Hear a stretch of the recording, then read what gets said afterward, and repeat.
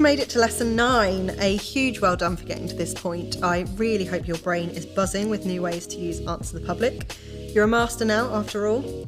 You might well be pleased to hear that I'm not going to introduce anything new this time around. Instead, we are going to use this final lesson to recap on everything covered in lessons 1 to 8 and really drive the learnings home. While there's nothing new, you might have spotted a quiz in your course content, and at the end of this lesson, I'd really suggest that you spend some time going through that to test how well everything has sunk in. So let's start by jumping all the way back to lesson 1.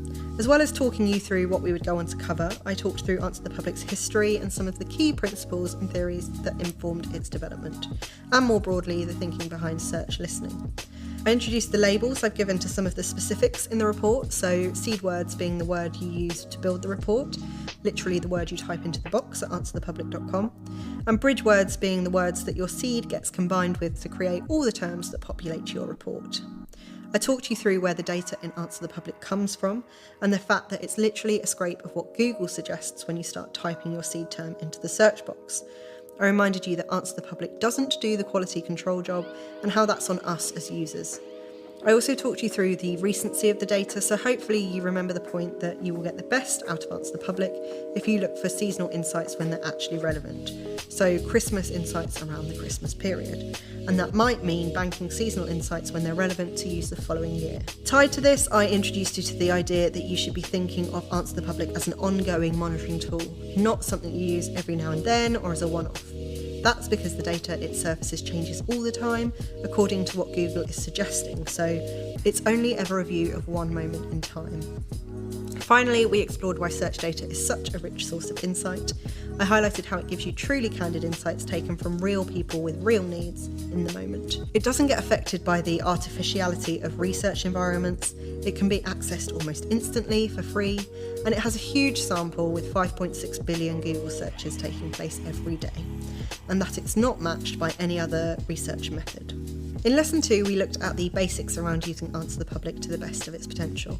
I explained why you shouldn't get hung up on search volumes and talked through the often forgotten fact that most keyword volume tools are geared up to give volumes for search terms that are more obviously commercial. So if you use a plugin like Keywords Everywhere, or even export your terms from Answer the Public as a CSV and then upload them to Google's Keyword Planner, and you see that your Answer the Public search terms have 0 search volume or just a low figure like 50 searches a month, it doesn't actually mean that no one is searching in that way.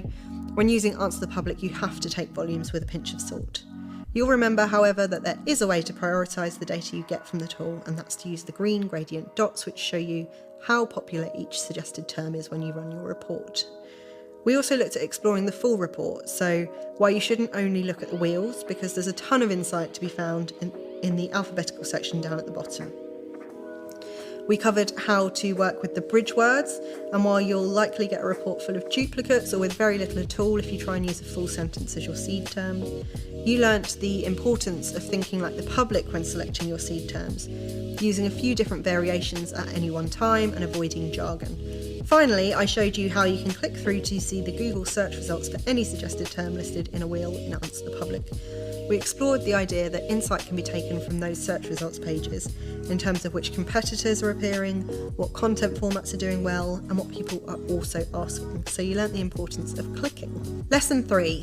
In this lesson, we explored tailored searches, so searches where the searcher adds some additional context to get to what they want quicker. In particular, we looked at searches that are tailored by locale, by persona, and by preference. You learnt where to look in an Answer the Public report to get to local search insights or searches that have been tailored by locale quickest. That was the alphabetical section and the near branch on the prepositions wheel. And you learnt how you might apply this kind of insight in terms of launching new products, services, or even businesses to an already engaged market. You learnt that the for branch on the prepositions wheel highlights a load of different audiences you could target, all because someone has tailored their search for their persona. We explored literal personas, so things like kids, women, and singles, which fit the more traditional demographics bill. We also explored lateral personas, so things like keto diet, netball, and work, where you can infer a persona based on the activity or information that the searcher uses. Finally, in exploring searches tailored by preference, you learnt the value of the with and without branches. I talked about how you can use the insight taken from these areas of your report to inform how you present product lines or to develop new products. Lesson 4. Here we looked at influence and aspiration. You learnt the importance of the like branch in identifying influencers, be they celebrities, personalities, brands, or something else. But remember that influential personalities will be most prevalent in industries where image and aesthetics are most important, so fashion and beauty, for example. For those working in other industries, we looked at how you can still use that like branch to find other anchors. So in travel, destinations which people use as a starting point to find another. Finally, you learn that if your brand is showing up as an anchor for relevant terms, so in the UK, if I was seeing chocolate like Cadbury's, that would be great. If I was Cadbury's, then you're doing really well. You're lodged in the hearts and minds of people to the extent that they use you as a search anchor. Lesson 5. In Lesson 5, we looked at the pursuit of knowledge. You learnt about the importance of how when people are looking to learn something, and therefore why you should start with that branch when looking for insights around the things people want to know, before exploring the entire questions wheel, which is typically full of informational searches. You explored the difference in results you get when you add my to your seed. So I used the example of my hairdryer, which generated really different results to hairdryer as a seed on its own. You hopefully explored this yourself with terms more relevant to your world, and if you didn't, then please do. The difference is stark and you don't know where your killer insight will be found. We looked at knowledge in context, so people using search to compare two things in order to find something out about them. This was the omelettes example. You learnt how the comparison wheel also highlights people looking for this knowledge in context with a focus on the verses and or branches. Finally, I talked about how gifting knowledge to the public is really the standard in today's age of digital marketing. So this is an area you really might want to focus on if you're not already, be it in your business's content or elsewhere. Lesson 6.